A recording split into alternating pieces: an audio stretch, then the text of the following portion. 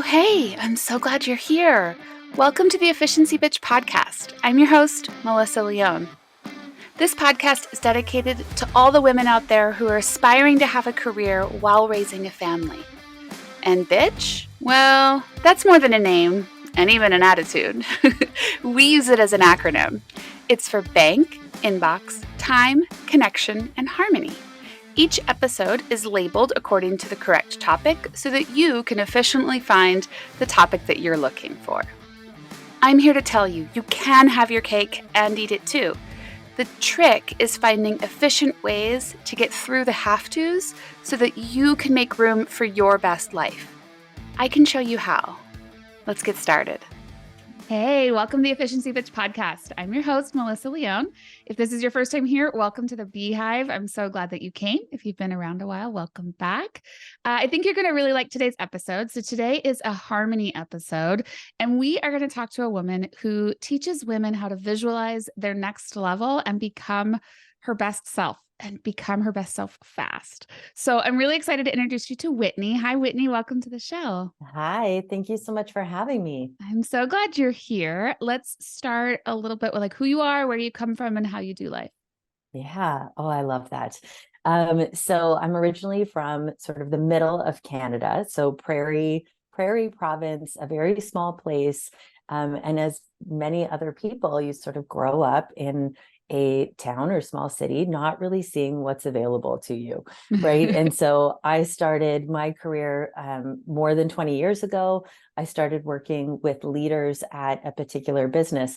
I like to joke that I walked in with a suit and a string of pearls, and I just like called myself a professional, which is like the ultimate, dress for the job that you want. Yeah. And so they had no idea at the time, like how old I was or any of these things. And I just sort of took to bossing around some of the leadership team there, helping them with accountability, helping them grow their business and things like that. And so I've been doing that for the last 20 years. 10 of them were like very focused on corporate. And then I really just fell in love with helping entrepreneurs scale their business, really see what's possible for them. And I think specifically working with women, right? Building a life that is full of the things that they desire. Right. And it's such powerful language. It's such powerful work. It's really about helping them get great results that are more than just thinking good thoughts. Yeah. And I love the word desire, because you can feel very stuck sometimes in the minutia of your responsibilities, especially if you're a parent or if you're a corporate job or if you're an entrepreneur. You still feel all this responsibility, and you can lose track of your desires pretty easily. It doesn't take a lot for those to get kind of pushed back. But talk to me a little bit about desire. Tell me how it can help women in their lives, but also help them build a better business. Yeah, well, you're exactly right. So it's like the day-to-day operations. You're wearing 1,000 different hats. You're being pulled in a million different directions. And this is the perfect, topic, talking about harmony. How do you make all those things work together? But so often we see women business owners put their own desires, their own dreams, their own everything sort of on that back burner. And so it's, let me care for the family, care for the business, do all these things. And so you very quickly get into this like hustle and grind and just make things happen, waiting for the weekend, waiting for the summer, you know how it goes. Yeah. And we forget that like we're in the driver's seat. We can actually build the life that we desire. And so, part of the work that I do is getting people excited about their big goals, their big dreams, and then making it happen. And I always tell them, if you're not excited, ain't going to happen, right? I don't care if it's the most logical business plan in the world.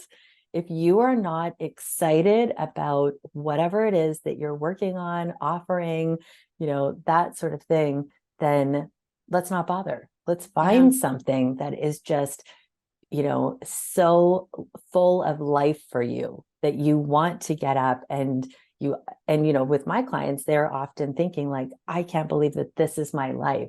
Yeah.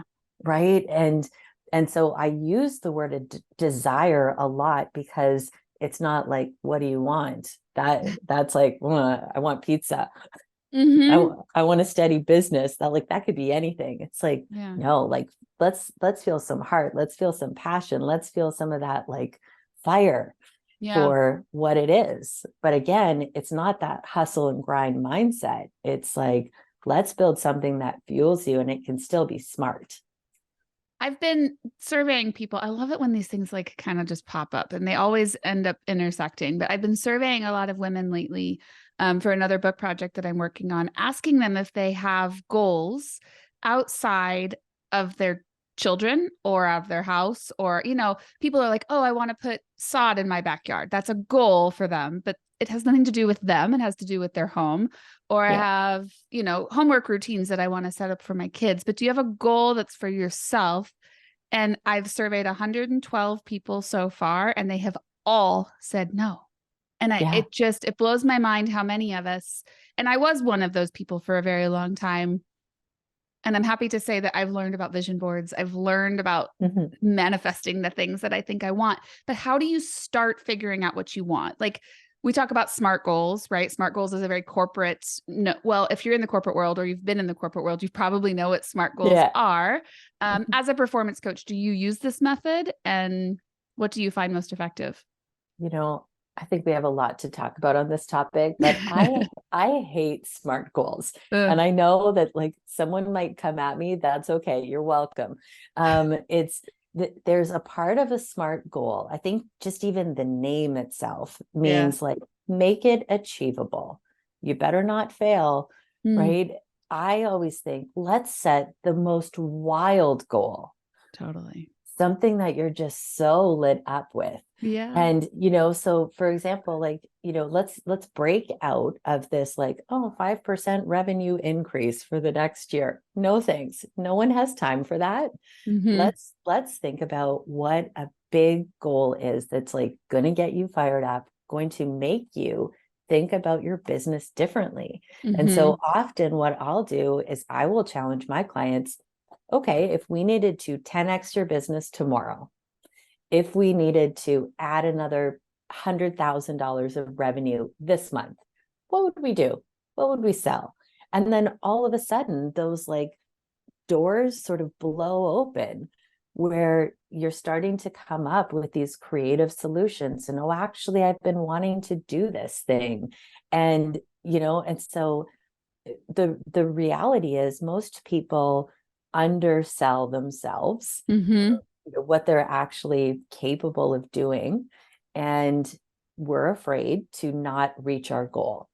And so we set these small goals thinking it'll be easier to reach them, and it's actually the opposite.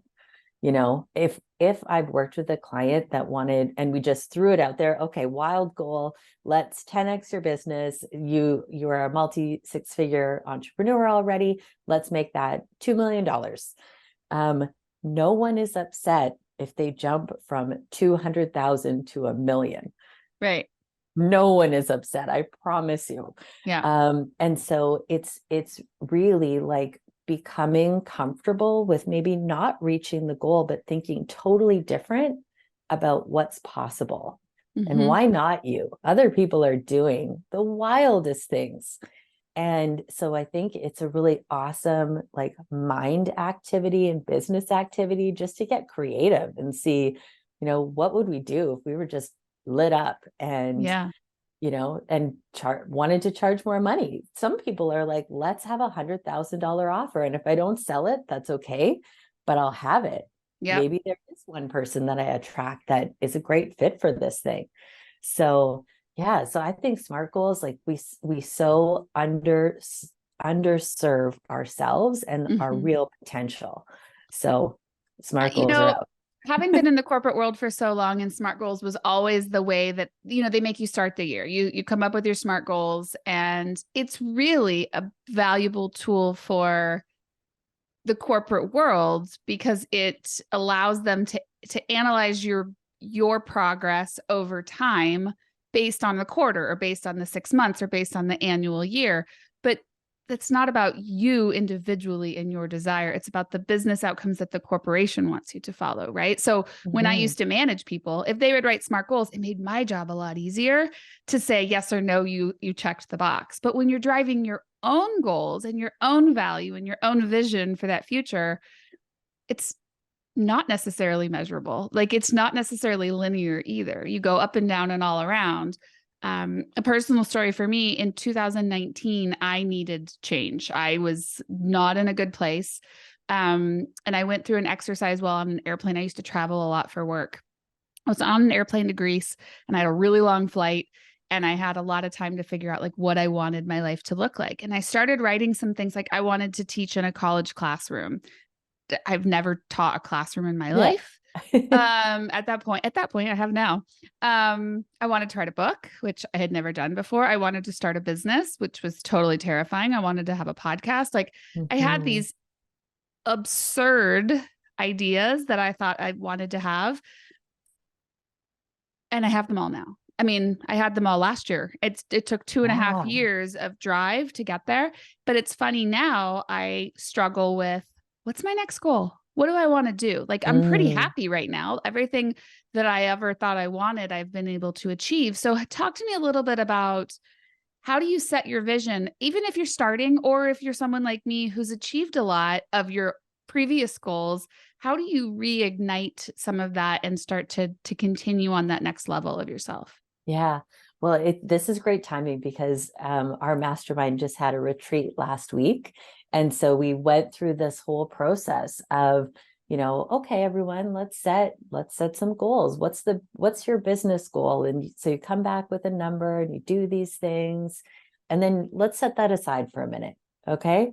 So if you told me that 2024 was your best year yet for you as a person, what happened?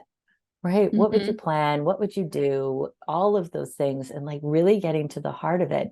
And it's funny because like you had with your experience, I would write a book, I would teach this class, I would have these amazing, date nights with my husband. I would take my kids on an epic summer vacation. And so it's easy when you get into like dream mode.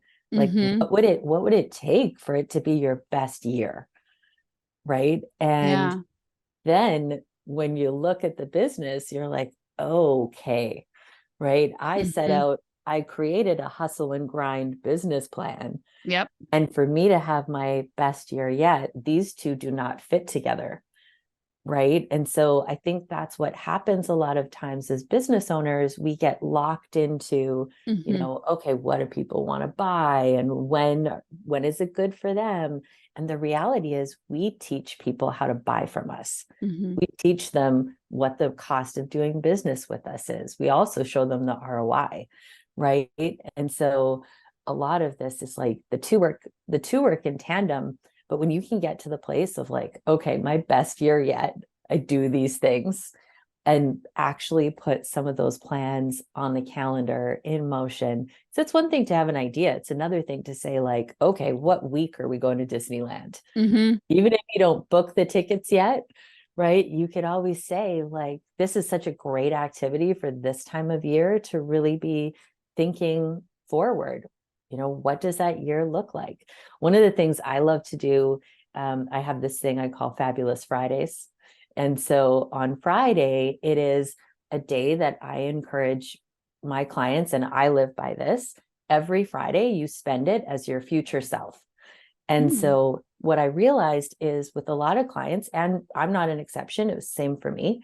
Um, you get to this place where you're so used to the doing and the planning where you are right now that you forget about advancing some of those goals that are really in service to your future self.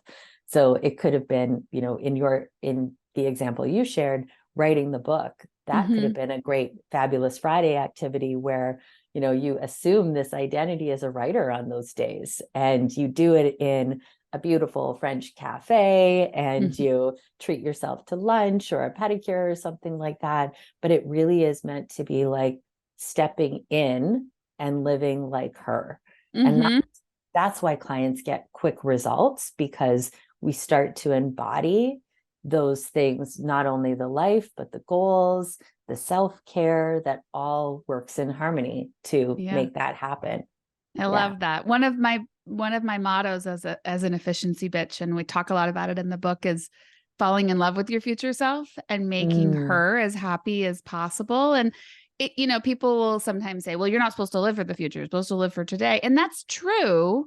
Like, you don't want to live so much for the future that you're missing out on the current, but your current will stay if you don't pay attention to the future. You will never be able to change, the ground you're walking on if you're not moving forward and thinking about where you're headed. So I love that you do that. The Fabulous Fridays is a wonderful idea. Usually my meetings are pretty low on Fridays too. I could just block them all out and just make it because the weekends become chores, and then the work week becomes a grind. And if you don't intentionally carve that out, it could be quite difficult to find that time. This is exactly it. And I promise you, it is a game changer. Yeah, I promise you. If there are other people listening, I promise you, if you've got issues, you look me up on Instagram, we'll talk about it.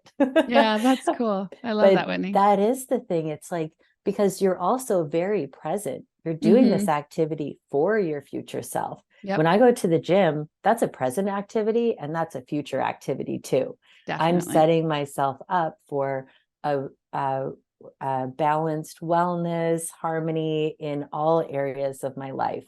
So it's really both. Yep, absolutely. So how often do you recalibrate or realign yourself and your goals, and what's the frequency that you revisit? It depends. I find when people are in this like expansion, in like more of a growth mode, it happens every 2 to 3 months. I love a good reset every 90 days, just to say, like, are those still the goals? Obviously, if you're at the place where you're like, oh, that's not my goal, you don't park yourself for another 60 days and, wait for the quarter to be up. It's like, okay, let's make some changes. But if you're directionally going in the right area, I think every quarter is a really great opportunity to reset. And the thing about Fabulous Fridays and taking more of those moments for yourself, you'll actually be in that discovery mode a lot more often, because it is less of the grind of the everyday.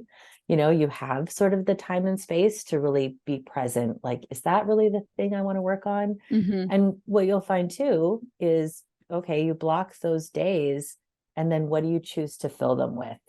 And so I think those activities and those goals that it's being mindful of, then, am I actually spending the time in the way that I say I want to? Yeah. Yeah. How we spend our time is going to absolutely impact the wave of the future and how we get through our day. This is awesome. Thank you so much for this. Can you share with our audience where they can find you, how they can continue the conversation? Yeah, so you can find me. I'm hanging around on Instagram all the time. So it's Whitney Alexandra on Instagram. And then my website is also an awesome resource. So it's whitneyalexandra.co. Awesome. Thank you so much for coming on. I really appreciate you being here today. And thanks for listening. If you've been around a while, I hope you come back again next week. And if you're new, make sure you subscribe so you don't miss next week's episode. Until then, I'm Melissa Leone. See ya. Well, that wraps it up. Thank you so much for listening. If you're new around here, please be sure to leave us a review on any podcast platform you're listening to. And you can always reach out to me to let me know what topics you're interested in hearing about, or maybe telling me someone you think would be great for the show. Either way, I'd love to hear from you. You can find me on Facebook and Instagram at EfficiencyBee. Until next time, see ya.